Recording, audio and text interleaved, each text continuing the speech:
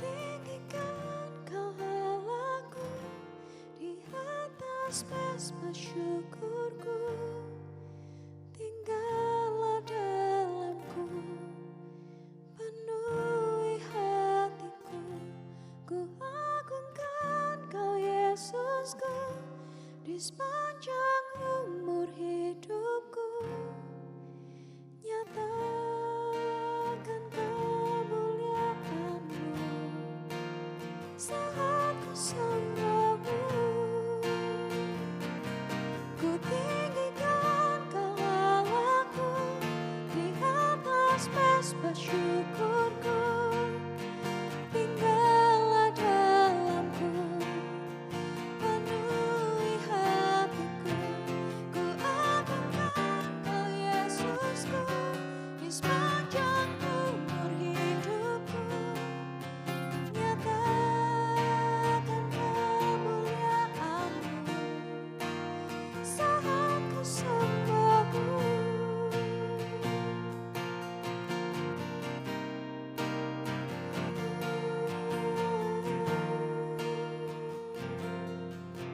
Yesus.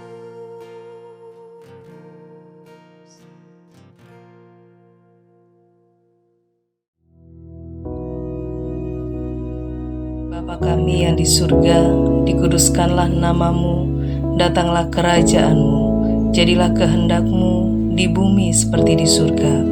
Berikanlah kami pada hari ini makanan kami yang secukupnya, dan ampunilah kami akan kesalahan kami, seperti kami juga mengampuni orang yang bersalah kepada kami.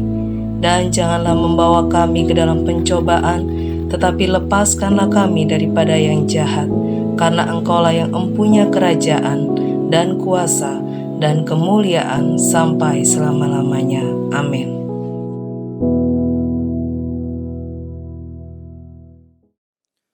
Puji Tuhan, pagi hari ini kita boleh berjumpa bersama-sama. Di dalam pagi hari ini kita akan sama-sama belajar firman Tuhan. Saya akan ambil pembacaan Alkitab kita pada pagi hari ini dalam Yeskiel pasal 36 ayat yang ke-36.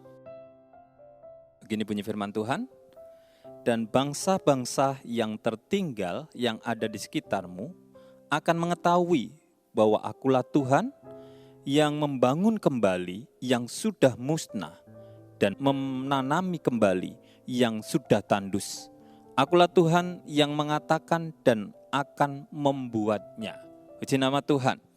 Satu ayat yang luar biasa yang kita boleh sama-sama mengetahui bahwa umat Tuhan adalah umat yang sangat diperhatikan Tuhan. Dalam masa sengsara, masa kesusahannya pun Tuhan tetap memperhatikannya. Dan ini terbukti dari ayat ini. Ketika ada beberapa umat Tuhan yang masih tertinggal, belum mengalami sesuatu kebaikan, berada dalam kondisi yang tidak menguntungkan, kondisi yang sangat memprihatinkan, kehilangan kebahagiaan. Tetapi Tuhan menyatakan janjinya, Tuhan akan membangun kembali. Tuhan akan memulihkan kembali keadaannya. Dan merekalah yang menjadi saksi dari apa yang Tuhan kerjakan dalam kehidupan mereka. Saudara yang dikasihi Tuhan, dari peristiwa ini kita bisa belajar, kita bisa mengerti bahwa Tuhan selalu memperhatikan keadaan umatnya. Tuhan selalu menolong kita tepat pada waktunya. Walaupun seringkali kita sebagai anak-anak Tuhan belum dapat memahami pekerjaan Tuhan, belum bisa menyelami pekerjaan Tuhan. Kita inginnya bahwa apa yang kita inginkan itu terjadi harusnya sekarang, ya sudah sekarang. Tanpa memperhatikan apa yang Tuhan sedang kerjakan di dalam kehidupan kita. Seperti yang dinyatakan oleh Tuhan pada umatnya. Umat Allah yang tertinggal ini memang belum menerima kebaikan Tuhan. Belum menikmati apa yang Tuhan sedang kerjakan. Hanya mereka mendengar dari apa yang disampaikan Tuhan melalui nabinya. Bahwa ada jaminan mereka akan kembali dibangun. Mereka akan dipulihkan. Bangsa mereka akan benar-benar dibangkitkan kembali. Dan memang ini belum kelihatan, belum nampak. Tetapi sekali lagi, ketika Tuhan yang mengatakannya, maka pasti terjadi. Saudara yang dikasihi Tuhan, pagi hari ini, kalau kita mengalami sesuatu yang sama yang dialami oleh umat Allah, mungkin kita sedang dalam persoalan, pergumulan, mungkin dalam kelemahan, sakit penyakit, yang belum ada pertolongan Tuhan. Dan sampai detik ini saudara masih mungkin merasakan kesengsaraan itu. Saudara jangan kecil hati. Saudara jangan terus-menerus sedih. Kenapa? Karena Tuhan itu selalu memperhatikan kita. Saudara harus catat ini. Tuhan itu peduli kepada kita. Tuhan itu sangat mengasihi kita. Bahkan sebelum bibir kita, lidah kita ini mengucapkan kata-kata untuk meminta pertolongan pada Tuhan. Tuhan tahu persis apa yang kita alami. Dan tangan Tuhan itu tidak kurang panjang. Dia sanggup untuk menjangkau kita. Mungkin saudara sudah katakan, saya ini sudah berdoa berkali-kali. Pergumulan ini selalu saya naikkan dalam doa. Tapi sampai hari ini, saya belum melihat pertolongan Tuhan. Tidak usah khawatir saudara. Bukan Tuhan tidak mau dengar. Bukan Tuhan tidak peduli kepada saudara.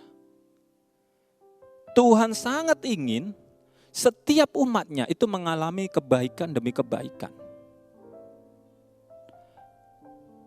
Mungkin saudara bisa introspeksi diri.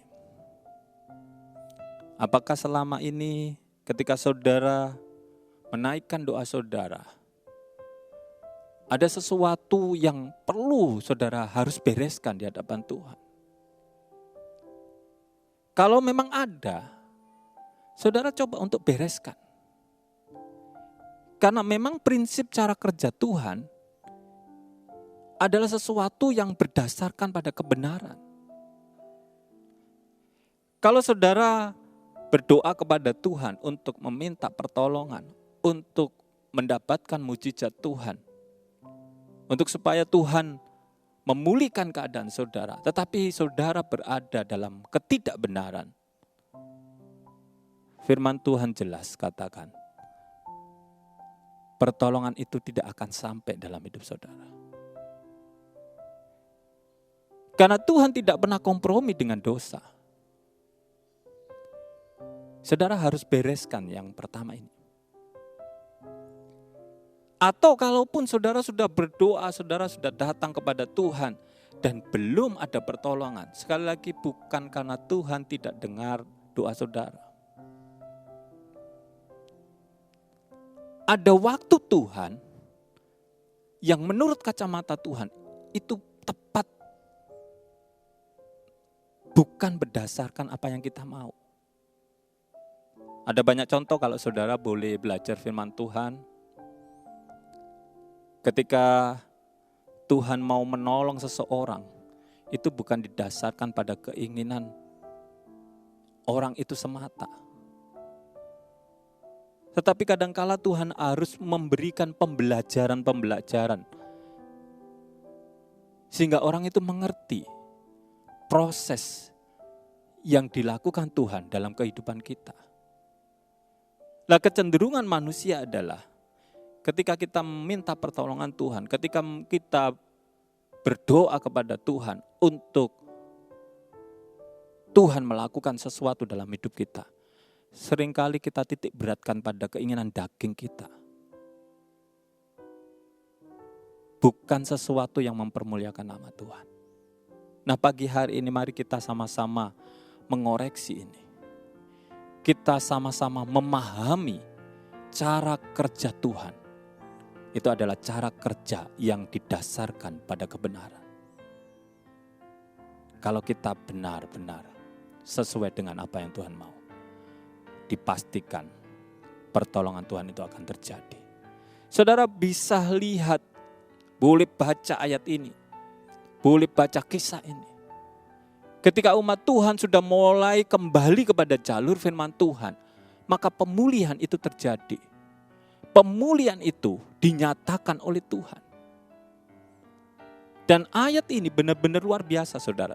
Coba saya baca kembali biar saudara memahami kebenaran firman Tuhan ini. Dikatakan, dan bangsa-bangsa yang tertinggal yang ada di sekitarmu akan mengetahui bahwa akulah Tuhan yang membangun kembali yang sudah musnah dan menanami kembali yang sudah tandus.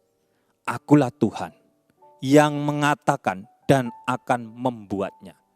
Saudara, di akhir ayat ini dikatakan, akulah Tuhan yang mengatakan dan membuatnya. Benar-benar ayat ini diteguhkan kembali. Bukan hanya sekedar janji-janji, tetapi ini janji daripada Allah kita.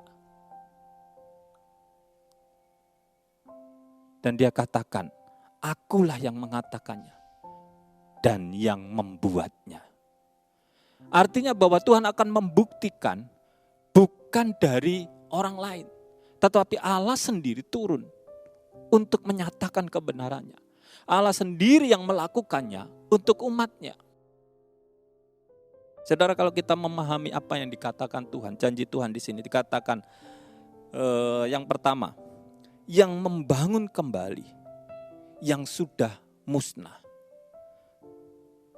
Saudara, gambaran umat Tuhan waktu itu seperti sebuah bangunan yang sudah runtuh. Sebuah bangunan yang roboh. Kalau saudara lihat ada bangunan yang roboh, yang runtuh, boleh dilihat mungkin batu batanya berjatuhan, berserakan. Kita melihat puing-puing yang ada di sekitar bangunan itu yang tidak lagi seperti bangunan, tetapi sesuatu yang tidak enak untuk dipandang. Sesuatu yang menjadi pemandangan yang tidak nyaman untuk dilihat. Ayat ini berbicara bukan hanya sekedar itu, saudara. Dikatakan yang sudah musnah, bangunan itu sudah hilang, tidak berbekas. Bukan saja ada sisanya, ada reruntuhannya yang mungkin bisa ditata kembali, yang mungkin bisa dipakai kembali untuk membangun. Tapi dikatakan ayat ini musnah. Tidak ada lagi sesuatu yang dipakai untuk membangun bangunan itu. Tapi Tuhan katakan, Dia yang akan membangunnya. Ini sesuatu yang luar biasa. Dari yang tidak ada menjadi ada. Dari sesuatu yang tidak ada pengharapan menjadi ada harapan. Saudara, pagi hari ini mungkin kalau saudara mengalami sesuatu yang tidak ada harapan lagi. Tidak ada sesuatu yang bisa diandalkan lagi. Mungkin saudara mengatakan tidak ada pertolongan lagi. Tidak ada jaminan lagi. Tapi bagi Tuhan, itu sangat mungkin. Saudara akan menerima sesuatu yang baru. Kalau dikatakan itu sudah musnah, itu tidak ada harapan lagi. Tapi di dalam Tuhan, selalu ada harapan. Selalu ada hari depan yang penuh dengan harapan. Dan ayat ini tidak bicara hanya seperti itu saja, saudara. Disambung dengan kata-kata, dan Dia yang menanami kembali yang sudah tandus. Saudara, apa yang ada dalam pemikiran kita ketika kita melihat tanah yang tandus? Apa yang bisa kita tabur? Benih apa yang bisa kita tabur di tanah yang tandus? Dan akankah benih itu bisa bertumbuh dengan baik? Saya yakin kalau saudara seorang petani atau seseorang yang suka menanam, saudara akan memahami, tidak mungkin tanaman itu akan tumbuh subur, tumbuh baik di tempat yang tandus. Tetapi Tuhan tunjukkan bahwa jelas-jelas sekali dia katakan menanami kembali yang sudah tandus. Tanah yang tidak mungkin ada kehidupan itu bisa diubah oleh Tuhan. Bisa dibuat oleh Tuhan menjadi tanah yang mempunyai kehidupan. Tanah yang menghasilkan sesuatu. Saudara, ini adalah firman Tuhan yang perlu saudara dengar. Sesuatu yang diingatkan kembali kepada kita. Kalau ketandusan itu terjadi dalam hidup kita saat ini, bukan berarti itu akhir dari segalanya. Tuhan sanggup membuat situasi yang tandus menjadi sesuatu yang luar biasa. Orang akan terbelalak melihat saudara. Orang akan berpikir, tidak mungkin orang ini bisa bangkit. Tidak mungkin orang ini bisa mungkin sukses. Tidak mungkin orang ini bisa sembuh. Kita pernah dengar ada dokter-dokter yang mengatakan kepada pasiennya, wah ini sudah beberapa persen ini. Tinggal 5% lah, 4% lah, atau berapa persen lah. Tapi ketika Tuhan buat mujizat, dokter yang ahli, yang ngerti tentang hal-hal yang medis, dibuat tercengang-cengang dengan apa yang dibuat Tuhan. Oleh sebab itu pagi hari ini, saudara-saudara yang dikasihi Tuhan, kalau engkau terbaring sakit, karena sesuatu yang saudara ketahui bahwa saya sudah kehilangan organ tubuh saya ini. Ginjal saya mungkin tinggal 1, jantung saya bengkak, atau apapun yang sekarang saudara alami, percayalah, bagi Tuhan tidak ada yang mustahil. Amin. Tuhan akan ganti dengan jantung yang baru. Tuhan akan ganti dengan ginjal yang baru. Dan itu sangat mungkin. Tuhan pasti kerjakan. Karena Dia adalah Allah. Karena Dia mengasihi kita semua. Saudara, jangan putus harapan. Kalau hari ini belum ada pertolongan Tuhan, mungkin hari ini belum nampak, bukan berarti tidak ada pertolongan Tuhan. Kalau hari ini Tuhan masih memberikan kehidupan kepada saudara, maka itu dipakai oleh Tuhan supaya saudara menjadi saksi seperti umat Tuhan yang tertinggal itu. Menjadi saksi akan perbuatan ajaib Tuhan yang akan dikerjakan dalam diri saudara. Oleh sebab itu, mari pagi hari ini kita tetap percaya sama Tuhan. Kita tetap melekat kepada Tuhan. Apapun kondisi kita, kesulitan apapun yang sekarang kita hadapi, bagi Tuhan terlalu mudah. Kalau kita melaluinya bersama Tuhan, maka kita akan memiliki kemenangan demi kemenangan. Saya akan ajak membaca dalam satu ayat yang terakhir supaya saudara lebih memahami kebenaran Tuhan dan saudara akan merasa terbangkitkan, terbangun iman saudara. Dalam Ibrani pasal yang ke-13 ayat yang ke-8. Begini bunyi firman Tuhan. Yesus Kristus tetap sama, baik kemarin maupun hari ini, dan sampai selama-lamanya. Dia adalah Allah yang luar biasa. Kuasanya dulu, sekarang, bahkan sampai selama-lamanya tetap sama. Kalau dulu Allah sudah melakukan sesuatu yang luar biasa kepada umat-umatnya yang tertinggal. Sekarang pun kita sebagai umatnya, kita pun juga bisa merasakan kebaikan Tuhan. Asal kita percaya, asal kita memahami dan mengerti tentang Allah kita dengan baik. Kenali Allahmu dengan baik, maka kita akan menikmati berkat-berkat Tuhan yang luar biasa. Puji nama Tuhan. Tuhan memberkati saudara. Mari kita berdoa. Terima kasih Tuhan, terima kasih. Pagi hari ini Tuhan, kami boleh belajar akan kebenaran firman-Mu. Kami boleh diingatkan kembali bahwa kuasa-Mu dulu, sekarang, bahkan sampai selama-lamanya tetap sama. Engkaulah Allah yang boleh membangun kembali reruntuhan itu. Engkaulah Allah sang pembuat mujizat itu dalam kehidupan setiap umat-Mu. Pagi hari ini kami sangat percaya Tuhan. Kalau kami memiliki kesempatan untuk kami membuka mata kami, maka kami akan Kau pakai untuk boleh menjadi saksi-saksi kemuliaan-Mu, untuk menerima mujizat-mujizat-Mu. Terima kasih Tuhan, terima kasih.